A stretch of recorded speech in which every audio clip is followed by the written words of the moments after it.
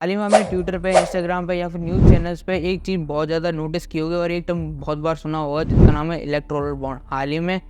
SBI ने electoral bond किस-किसने दिए हैं और किस-किसने नहीं दिए हैं, ये सारी इन्फॉर्मेशन सुप्रीम कोर्ट के कहने पे सबके सामने जारी की है और अपनी वेबसाइट पे जारी की है, जिसकी वजह से काफ़ी ज़्यादा बवाल मचा हुआ है। हर पॉलिटिशियन एक दूसरे के पीछे पड़ा हुआ है, खास करके अपोजिशन जो है हमारे देश का, वो रूलिंग पार्टी के पीछे पड़ा हुआ है कि देखो तुम कितने ज़्यादा करप्ट हो, और ऐसी सारी बातें कर रहे हैं। कई सारे लोग ये कह रहे हैं कि देश की रूलिंग पार्टी जो है वो पाकिस्तान से फंडिंग ले रही है, वो भी पुलवामा अटैक के बाद पाकिस्तान से फंडिंग ले रही है। और कई सारी ऐसे बातें हैं और कई सारे ऐसे जो राइट विंग के आइडियोलॉजी के लोग हैं वो कह रहे हैं कि हमारे देश का अपोजिशन ज़्यादा बिका हुआ, ज़्यादा करप्ट है हमारे देश की रूलिंग गवर्नमेंट के कंपैरिजन में। पर आखिर ये इलेक्टोरल बॉन्ड है क्या, और इससे कौन ज़्यादा करप्ट है और कौन ज़्यादा अच्छा है, क्या ये सब चीज़ें प्रूव होती हैं, क्या ये लीगल है, और ये अभी से एकदम से क्यों आ गया, और इससे किसी पार्टी के इलेक्शन में कोई फ़र्क पड़ता है? तो आइए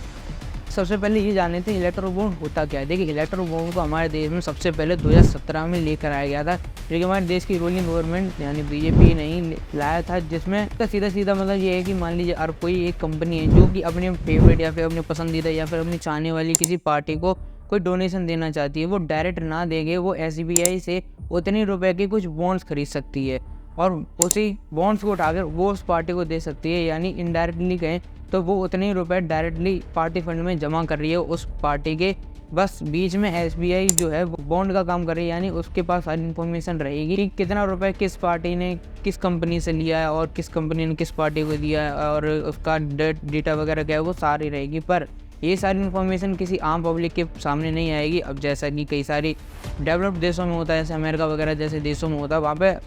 आम सिटीजन को पता होता है कि उनके पॉलिटिकल पार्टी से किस कंपनी से या फिर किस एनजीओ से या फिर किस ऑर्गेनाइजेशन से कितना डोनेशन लेते हैं, कितना ज़्यादा पार्टी फंड लेते हैं, उन सबको मालूम होता है। पर हमारे देश में ऐसा नहीं है, जिसकी वजह से कुछ ही समय पहले यानी 2023 के फरवरी के टाइम पे हमारे देश की सुप्रीम कोर्ट ने एक नोटिस जारी किया एसबीआई को यानी स्टेट बैंक ऑफ इंडिया को, और कहा कि देखिए आपके पास सारी इन्फॉर्मेशन है कि कौन सी कंपनी किस पार्टी के लिए कितने ज़्यादा बॉन्ड्स खरीदती है और कितने ज़्यादा डोनेशन किस पार्टी के पास जाता है। ये सारी इन्फॉर्मेशन आपके पास है,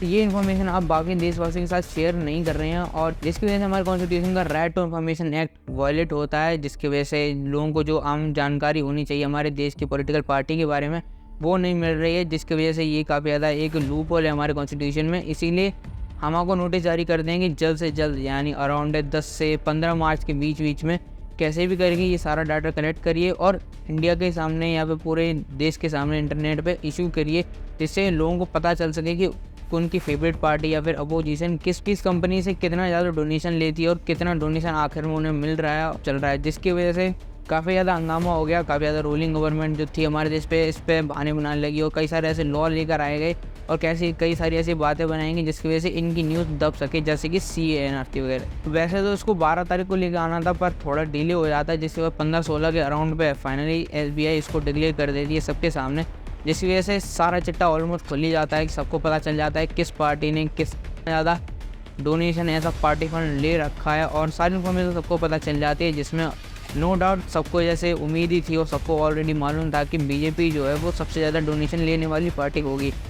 ये पार्टी फंड की क्या ज़रूरत है, ये सारे क्वेश्चन कई सारे लोगों के दिमाग में आएंगे। देखिए, सबसे पहली बात, जैसा कि किताबों में लिखा हुआ है, जैसा ये हिसाब से देखें, जो जितना भी हम लोग टैक्स भरते हैं, जितना भी इनकम टैक्स या फिर रोड टैक्स वगैरह GST वगैरह जो जाता है सरकार के पास, वो ये सारी चीज़ों को कलेक्ट करके देशवासियों के लिए यूज़ करते हैं किताबों के हिसाब से, और अपनी सरकार को चलाने के लिए, होल्डिंग वगैरह लगाने के लिए, प्रचार करने के लिए और कई सारी चीज़ों को मैनेज करने के लिए इन लोगों को पार्टी फंड की ज़रूरत होती है, जो कि कई सारी कंपनियों से लेते हैं और बदले में इनका कुछ कंपनियों का भला कर देते हैं। जैसे कि कई सारी ऐसी चीज़ें हमारे देश में हुई हैं, जैसे इस कंपनियां जैसे उनका डोनेशन आता है तो उस तरफ से उन्हें कॉन्ट्रैक्ट्स वगैरह मिल जाते हैं, उनकी बातें अप्रूव हो जाती है गवर्नमेंट में, कोर्ट्स वगैरह में, ऐसी सारी चीज़ें होती रहती हैं। और ये अभी से नहीं, काफ़ी टाइम से होता रहा है, और इलेक्ट्रॉनिक बॉन्ड तो अभी आ चुके हैं, 2017 में आए हैं, बल्कि इससे पहले तो आप सोच भी नहीं सकते कि कितना ज़्यादा घोटाला इसके ऊपर चलता रहा होगा। हर किसी को पता है कि हमारे कि प्राइम मिनिस्टर की कुछ हिस्ट्री अंबानी, अडानी, रतन टाटा, महिंद्रा ऐसे लोगों के साथ काफ़ी ज़्यादा अच्छी रही है। इनको दोस्त माना जाता है हमारे देश के PM का। इसी की वजह से हर कोई सोच रहा था कि ऐसे लोगों के काफ़ी ज़्यादा डोनेशंस और काफ़ी ज़्यादा पार्टी फंड बीजेपी रख के बैठी होगी और ये सारी चीज़ सबको पता चल जाएगी, पर ऐसा बिल्कुल भी नहीं हुआ। अगर आप इनकी लिस्ट से अगर जाके चेक करो तो एक भी ऐसी कंपनी नहीं होगी जो कहीं ना कहीं अडानी से या फिर अंबानी से या उनके नाम से कहीं रजिस्टर्ड है, ऐसा कहीं भी नहीं है। पर नो डाउट एक एजम्पशन जो हमारे देश के लोगों ने लगाई थी वो बिल्कुल सही हो गई कि बीजेपी के पास सबसे ज़्यादा डोनेशन और पार्टी फंड है, जो कि अराउंड 6 करोड़ से ज़्यादा है। और दूसरे नंबर पे है टीएनसी, जिसके बाद 14 करोड़ से भी ज़्यादा है। और उसके बाद है हमारी आईएनसी यानी इंडियन नेशनल कांग्रेस, जिसके पास अराउंड 1000 करोड़ या 1200 करोड़ के आसपास। और देखिए यहाँ पे कई सारे लोग जो रेड विंग आइडियोलॉजी को सपोर्ट करते हैं, वो कई सारे लोग ये कहेंगे कि देखिए हमारे देश की सबसे बड़ी पार्टी है बीजेपी, और कई सारे स्टेट्स पे रूल करती है, और कई सारे स्टेट्स में इनकी सरकार है, कई सारे एमपीज़ हैं, कई सारे वर्कर्स हैं इनकी। तो इस बार और वर्कर के हिसाब से देखें तो इतना ज़्यादा करप्शन इसमें नहीं है जितना बाकियों में है। और कहीं ना कहीं ये चीज़ लॉजिकल है। ये सारी बातें इसीलिए नहीं है क्योंकि बीजेपी आइडियोलॉजी को सपोर्ट करता हूँ, इसीलिए बिल्कुल भी नहीं है। अगर आप लॉजिकल भी जाके देखो, अगर इंडियन नेशनल कांग्रेस को भी ना देखो तो सबसे अगर यहाँ पर नज़र मारो तो अगर आप टीएमसी को देखो, जो कि भारत जैसे बहुत छोटे से एरिया में, जो कि वेस्ट बंगाल है, उस एरिया की सीएम है, और वहाँ पे उन्हें 1400 करोड़ से भी ज़्यादा फंडिंग मिली हुई है। इसके अलावा उनकी कहीं पर भी सरकार नहीं है, और ना ही इनके पास इतने ज़्यादा वर्कर हैं, और ना ही इतनी ज़्यादा कॉन्स्टिट्यूंसी में इनके एमपीज़ और एमएलएज वगैरह हैं। जैसे मैंने आपको बताया कि बहुत छोटा एरिया है वेस्ट बंगाल का, पर फिर भी इतनी ज़्यादा इनके पास डोनेशन ऑलरेडी है। ऐसा नहीं है कि बीजेपी के पास कम है, पर स्टिल इनके पास बहुत ज़्यादा है। अब यहाँ पे फिर से वापस आएंगे, पर यहाँ पे एक एलिगेशन इनके ऊपर लगाया गया था। पार्टी के अध्यक्ष जो कि थे अखिलेश यादव, उन्होंने लगाया था कि बीजेपी पार्टी ने पाकिस्तान से फंडिंग ले रखी है। जी हाँ, उन्होंने एलिगेशन लगाया था। जैसे और कई सारे ऐसे लोगों ने एलिगेशन लगाया था कि 2019 के अप्रैल के टाइम पे जब पुलवामा अटैक हुआ था फरवरी में, उसके बाद एक कंपनी है हब नाम की, वो पाकिस्तान बेस्ड कंपनी है, और जिसने बीजेपी को काफ़ी ज़्यादा फंडिंग दी है। और काफ़ी सारे लोग ये कह रहे थे कि पुलवामा अटैक कराने में बीजेपी का हाथ था, और उन्होंने पाकिस्तान से मिलकर ये सारी चीज़ें कराई थी, ऑर्गेनाइज कराई थी, और पुलवामा में कई सारे लोग शहीद हुए थे। तो सबसे पहली बात, ऐसा बिल्कुल भी नहीं है कि इन दोनों कंपनियों में बहुत ज़्यादा फ़र्क है। अगर आप देखें तो उसके बाद अपोजिशन लीडर्स कर रहे हैं वो हब प्राइवेट लिमिटेड है, जो कि हाँ पाकिस्तान से एक कंपनी है, पर जो डोनेशंस इलेक्ट्रल बॉन्ड की लिस्ट में लिस्टेड हैं वो ये कंपनी नहीं है, ये हब कंपनी।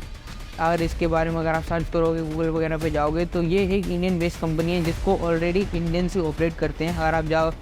तो शायद अगर ये स्क्रीनशॉट वगैरह आप देख के समझ जाओगे। तो ऐसा बिल्कुल भी नहीं है कि पाकिस्तान से इनके कनेक्शन है। और वैसे भी ये सारी कंपनी किसको कितना डोनेट कर रही हैं, ये चीज़ें अभी तक खुल के सबके सामने नहीं आई हैं। और देखिए ये खुल के आए या ना आए, इससे किसी को फ़र्क नहीं पड़ता, क्योंकि ये जो अमाउंट है वो बहुत छोटा है। देखिए डोनेशन और पार्टी फंड ये बहुत ज़्यादा इलीगल चीज़ें हैं, और ये सारी चीज़ें बैंक से ऑपरेट नहीं हो सकती। देखिए एग्जाम्पल SRK यानी शाहरुख खान, जिसको पूरी दुनिया नाम से जानती है, इन्होंने अपने इतने सालों के करियर में भी 10,000 करोड़ ही जोड़ पाए होंगे। वहीं पे हमारे देश के उत्तर प्रदेश का रहने वाला एक मामूली MLA MP आते के वो कुछ ही सालों में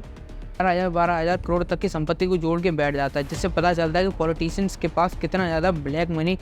भरा पड़ा रहता है। वो भी आप सोचिए, यहाँ पे एक MLA एक MP इतना ज़्यादा रुपए जोड़ सकता है, तो एक मुख्यमंत्री कितना जोड़ लेगा, वहीं पे एक प्रधानमंत्री या फिर उसकी इतनी बड़ी रूलिंग गवर्नमेंट कितना ही जोड़ लेगी। तो ये सारी चीज़ें इलीगल होती हैं। ये इलेक्ट्रॉन बॉन्ड वगैरह से बताने के लिए ठीक लगता है। कितना हो गया होगा 6,000 करोड़, मेरे ख्याल से इतनी बड़ी पार्टी के लिए कुछ नहीं होता, जहाँ पे 30-40 हज़ार करोड़ तो प्रचार में होल्डिंग वगैरह लगाने में, या फिर फ़ोन में ऐड करने में, या फिर TV वगैरह में ऐड दिखाने में एक पार्टी खर्च कर देती है। तो इससे खासकर कुछ फ़र्क पड़ता नहीं होगा। कि आपकी क्या राय है मुझे कमेंट में जरूर बताना। अगर ये वीडियो चले तो वीडियो को लाइक और चैनल को सब्सक्राइब कर लेना।